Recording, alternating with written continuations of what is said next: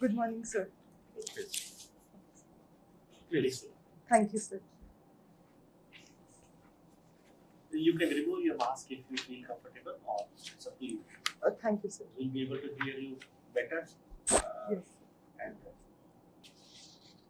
Gamini Singla. Yes, sir. But your email says Alok Singla. Lucky. What is that? So it was my father's email ID. Okay. In the draft 2, I have filled my own email ID. Okay. Yes. That's it. You belong to a place called Anandpur Sahib. Yes, sir. Why is Anandpur Sahib famous? So Anandpur Sahib is the place where Khalsa was established by Shri Guru Gobind Singh Ji, the 10th Guruji, in the year 1699. So, and secondly, it has one of the 5 taqs, Shri Keskar Sahib. And thirdly, it also has a monument, Virasat-e-Khalsa, which finds its place in 4 world So records. you prepared yourself very well. Now, what is a Khalsa? Thank you, sir. No, I can see that. So Khalsa, What is the literal meaning of Khalsa? Yes, sir. Khalsa, the word is originating from the Persian word khalis, which means liberated. So, liberated, free and liberated. Liberated or pure? Sir, I will have to check it again. I'll read, but as per my knowledge, it is free and liberated, but it could be pure as well. I will read it once again, sir. जब हम कहते हैं ना ये खालिस दूध की बनी है मिठाई, Yes, sir. तो लिबरेटेड दूध की बनी है या प्योर दूध की बनी है? It's a pure दूध. Have you heard of this term खालिस? Yes, sir. I have heard. खालिस is not liberated actually. खालिस is pure. Okay, sir. Thank you so much, sir. I'll read it once again. Now, nowadays, a lot of controversy is happening about the use of loudspeakers in religious places. Yes, sir. That happens in Gurdwara also. That happens in masjids. That happens in temples also. Yes, sir. That happens in Mata Ki Chauki, a type where speakers are used. So, why has this controversy been surrounding a particular religion only in the recent days? So I believe that it is very unfortunate to target a particular religion, and I think the right approach is that under the Supreme Court guidelines, one should follow whatever religion is there. The norms and the rules are same for everyone, and all the religions should equally respect the rules of the land. Is it only Supreme Court order or anything else is there? So we have the noise pollution under the AIR Act, it is included. So we have the guidelines and the rules for that as well. You've done your computer science engineering also. Yes, sir. And then subject opted is sociology. So what is the difference between a blockchain and a block cipher? So I'll have to read about block cipher. I am aware about blockchain. Okay. What is DNS poisoning? Sorry, sir, I'm unable to recall. What is DNS? Sir, I'm unable to recall. DNS? I'm unable to recall, sir. DNS as a computer engineer, you should know. So when we type an IP address, yes, sir. The computer does not understand. Computer understands the IP address, but we type statebankofindia.com. Yes, sir. So, how does computer understand that State Bank of India means IP address? Sir, as per my knowledge, it's the natural language processing by which whatever we enter is converted into the bits, and the computer understands it in that particular form. Oh my God. Sorry, sir, I'll read more about it. Okay. Now, Sikh religion, coming to sociology, Yes. and also being from Punjab, the foundation of Sikh religion is equality. Yes. But still we find that in Punjab, Sikhs have got a scheduled caste tag, and there is a caste discrimination between Sikhs, even though they are supposed to be all equal. Yes, sir. Why is that so? So it is because of the continuous interaction of Sikhism with other religions that caste is also perpetrated into Sikhism as a religion, although, as you mentioned, Sikhism is an equal religion which propounds equality. But I believe because of interactions and because of the own vendettas, it has been, the caste has perpetrated into Sikhism. So the Sikh religious leaders have never tried anything to remove this casteism within Sikhism. So I believe that religious leaders propound equality, and the basic structures of Sikhism, like the community kitchens, they are open to everyone, irrespective of the caste. So as a religion, they are not propounding it, but on a practical stage where this is being implemented. Okay, my last question would be how computer science is useful to a common man, a poor farmer in a remote village. How is that useful? Or it is a fancy thing only for cities? So I think computer science is of immense usage to the common man, and as you stated, even the farmers. So there are multiple uses of it. So first and foremost is the information and the education that is reaching a farmer to whom the accessibility is an issue. So everything available on the mobile phone from booking. Everything is available, but it is available in English. So now regional languages are also coming. So that issue is being tackled. And secondly, is through Krishi Vigyan Kendras. So they are accessible in the rural areas. And thirdly, now like the soil health card scheme. So we are trying that the lab to land program is available to them. So that and fourthly, also the Krishi drones that our Honorable Prime Minister talked about. So Krishi drones are going to be of immense help to the agricultural sector and the farmers. Drone will come into computer science? Yes, sir. The coding related to the drones, they will come under the computer science. Okay, sure. Thank you, sir. Gamini, you are from Punjab. Yes. And very distressing news that we are hearing as a public of the cancer cases have been increasing day by day. Particularly, there was a tag even attached with the Punjab is a cancer capital of India. Why it is so? Since you are a sociology student, try to give some social perspective of this issue. Okay, sir. So first of all, it is very unfortunate that Punjab has been tagged as the cancer capital of India, and specifically the Malwa belt is called as the cancerous belt. So there are some reasons associated. So firstly, it is the reason why cancer is increasing is because of the presence of and the overuse of fertilizers and pesticides and the groundwater pollution, and people are consuming it directly. Now, so sociologically, I believe it is because health needs are not being met.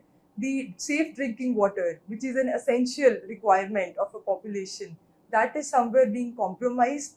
And thirdly, there is also a problem with the early detection of cancer, and it reaches the last stage where it becomes incurable. So socially, these are the issues which must be tackled. Okay, as per the general perception, whether Punjab is a state which leads in cancer cases, or is there any other state? Sir, I am aware of Punjab, and I am aware of the cancer treatment which occurs in Rajasthan, but I'm not sure about the statistics of the patients there. Why there was a cancer express? There's a train from your place, Bathinda to Bikaner. Yes, sir. What is the purpose of such trains and whether it serves the purpose? Sir, yes, there's a train. It is because that patients believe that there is a good facility in Bikaner. But now, even in Punjab itself, there are many diagnostic centers and the curable centers. Even in Bathinda, they are there. So the government is trying to stop such kind of activity so that the people are delivered the healthcare at their doorsteps. Okay. So you mentioned during your interaction, the drinking water could be the major issue as per your analysis in social perspective. So have you heard the mission, Jal Jeevan mission? Yes, sir. What is the level of implementation in Punjab? Sir, Jal Jeevan mission has been implemented in a mission mode in major states, and even in Punjab, we are doing really good work. And even the ROs have been installed at various places, especially in the cancer belts. to provide clean water to the population. Okay. So you mean to say Jal Jeevan Mission will mitigate the problem? So it will be a step towards that. It will definitely lead to the mitigation, but we need to take more steps as well. See, if the water contaminated with arsenic, uranium, then these missions, will serve some purpose. So yes, because we are trying to provide safe drinking water, piped water to every household. So these will serve the purpose to an extent. See, apart from the pesticide or the kind of contamination, what are the other sociological factors that contribute to the cancer cases?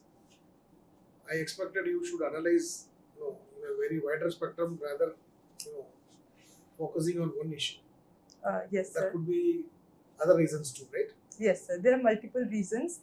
So one I can touch from the sociological point of view is the change in the lifestyle and the consumption patterns of the population nowadays. So, and the unhealthy practices that one is following, the lethargic kind of lifestyle that we are entering into, the conspicuous consumption, we can say sociologically, and the sedentary lifestyle is one of them. So these So things I can. how we are going to change this by changing water profile? Then you have some kind of government initiatives. Is there any other initiatives that can change the lifestyle, the kind of lifestyle we are having now? Yes, sir. There are Government already. is thinking on this line. Yes, sir, the government has been thinking. We have movements like Eat Right movement, Fit India campaign, which are trying to persuade people to follow an active lifestyle. And thirdly, sir, social awareness is necessary about the issue, and more lectures and leading to the doorstep delivery of the causes as well as how one should safeguard from such kind of problems. What do you mean by social health? Social health, I believe, refers to the health in an integrated manner of the society, and it includes like the physical health, the mental well-being of the people, and so social health could be interactions with the health which is affected due to the interactions with the other people. So, in my knowledge, this is this, but I will read more about it. So both of your parents are medicos, practicing medical doctors. So, they're government medical officers. Okay. So you are a sociologist. So you have been a volunteering NSS. Yes, sir. So tell me, is there any contribution that you made as a volunteer during your college and school? Yes. So as associated as a volunteer of NSS, I have been associated with a teaching project where we used to teach for 1 hour in the evening the students from the rural background or the less privileged background, and they were mainly children of the employees who were working in our very own college, like the mess workers or the sweepers. So their children used to come and we used to teach them, and I was part of that initiative. So is there any, as per the NSS directorate or any, is there any specific activities has been mentioned that volunteer has to do these activities only? So they're not specific activities. Any kind of social work can be done by a volunteer, but there are a number of hours that are fixed. So is it a one-way learning or is it a two-way process? So it's definitely a two-way process. So what kind of learning you have, rather contributing to the society as a volunteer? What was it learning by seeing the community? Yes, so by working with the students at the grassroots level, I understood that the students, if given proper direction, they are very, very enthusiastic. And secondly, I also learned that most of the students face the problem with English. Because when I talked with my friends, when we used to ask them that which subject would they like, so they always used to mention English as an impediment. So I learned a major learning there that is a problem. So we need to move towards the regional languages and the availability of the educational material in the regional languages side by side, teaching them in English. Sir. Thank you, sir. Thank you, sir. Yeah, Miss Gamini, Punjab. Okay, and if you look at the popular culture, one of the aspect of popular culture is the music videos, Yes, sir. right? From Gamini Singla to Badshah to AP Dillon. Okay. Yes. But there is a same template that I find: expensive cars, girls with barely any clothes, and lyrics are like, I don't know, Pagal Hai or Murga. So do you see some kind of cultural degradation because there were days when we used to hear songs of Gurdas Man and all, right? Talking about many things, okay, and we see this trend happening. So do you think there is something wrong with the society, or is there some cultural degradation in Punjab in general? Sir, I believe that music is something which people like to get entertained with. So the makers are going to make whatever the public consumes. So it's basically a two-way process. Whatever is in demand will be in supply. So here the public has been demanding such kind of things because now it's basically because they want to get entertained. So I do not feel that it's a cultural degradation as such, but I believe that there must be other songs as well. There should be all the every part of the culture should be tackled, so, rather than So only emphasis on fact that this. society is demanding something, society is demanding such kind of things, that it is talking something about society. So as such, are you seeing some kind of moral or cultural degradation in the society which is demanding such things? So I believe yes, at some point there is a degradation, and the quality that the people are expecting has degraded, and it must come from the people themselves.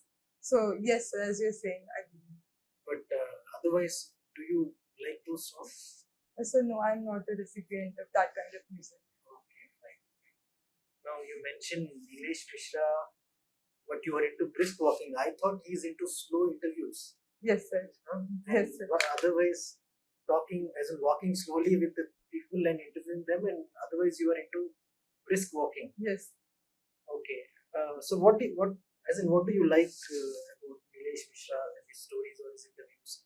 You must have seen his interviews also.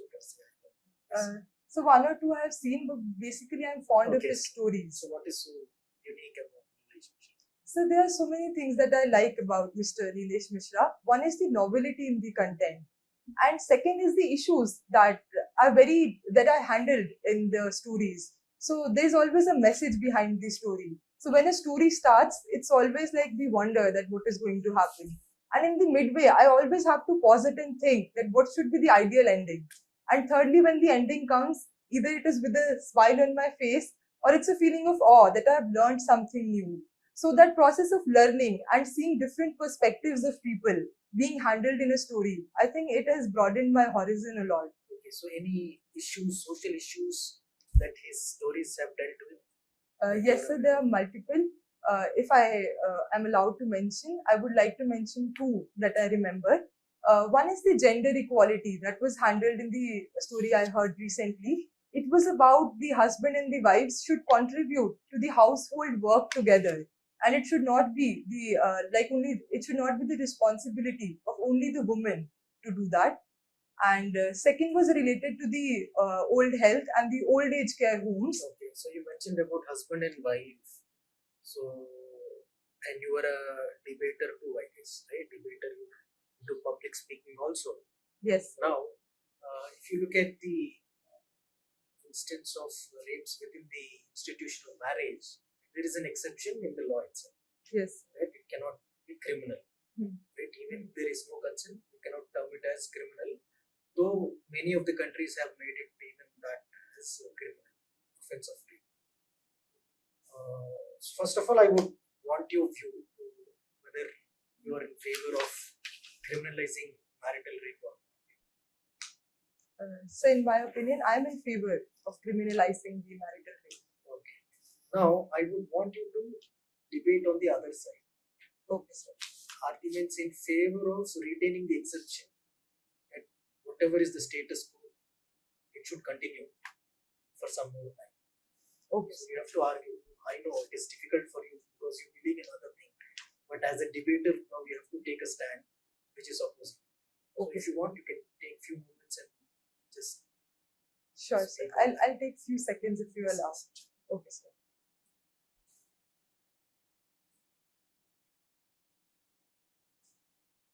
I'd like to go ahead. So I'm here to present the motion against criminalization of the marital rape. So first of all, let's look at what marriage is. It is a private institution of two people who have come into the institution because they wanted to. And now the state interfering with that institution targeting a particular person will be wrong, because a private institution versus a public institution is a different thing. So first and foremost, I believe that the arena must be left to the two people. And secondly, I believe that it is very difficult to prove a crime such as marital rape. And just on the basis of the allegations of a particular partner, one cannot make a decision, and seeing the practical implementation of the law. This is not something which we can go ahead, as we have seen in multiple cases, this being misused. So second would be that, and so I can remember these two. That's it. Thank you. So tell me something about uniform civil code and your standard about it. Uniform civil code. Okay, sir. So uniform civil code, there's a provision in our constitution, Article 44, which talks about that the state going ahead must bring some uniform civil code as and when it seems that it's possible. And now coming towards my viewpoint, I believe this will be a very good idea to establish equality across religions. But having said that, sir, I believe that it should not be that a particular religion should be given more weightage than any other religion. It should be a collaborative process in which all the people from all the religions are taken, and even every minority is considered and their viewpoints are taken, and then we come at a uniform code which is acceptable to all and which is justiciable to all, rather than imposing one kind of viewpoint over the other. Now, as a student of sociology, you are aspiring to join the civil services. How sociology as a subject will help you in the civil services as a career? The utility of sociology in civil services. So sociology, I believe, can be of immense importance in dealing with the civil problems that we might have to deal on day-to-day basis. So sociology gives a very wide perspective of the normal social issues and different perspectives. So if I could take an example, I would say dealing with the issue of child labor or child marriage and knowing the root causes behind any problem is very important to reach the solutions. So sociology can help us to think about the social mindset that exists behind those problems. So with those root causes in mind, one can always find appropriate solutions towards them. Yesterday, there was a news item regarding the Vatsalya scheme of Ministry of Women and Child Development. In which way is it different from the earlier schemes, and what are the major building blocks? So Vatsalya scheme? Yesterday, I think it was there in the Yes. news. Some of the news. Sir, Vatsalya scheme is a scheme by Ministry of Women and Child and Development, and that has a kind of it's an umbrella scheme under which all the schemes which pertain towards the happy childhood have been included. And recently it was in news because of the child helpline number, which is now being given. All the complaints will now be heard under the Ministry of Home Affairs, and there has been an ongoing debate on whether this is a right thing to do or not. Thank you. Now your interview.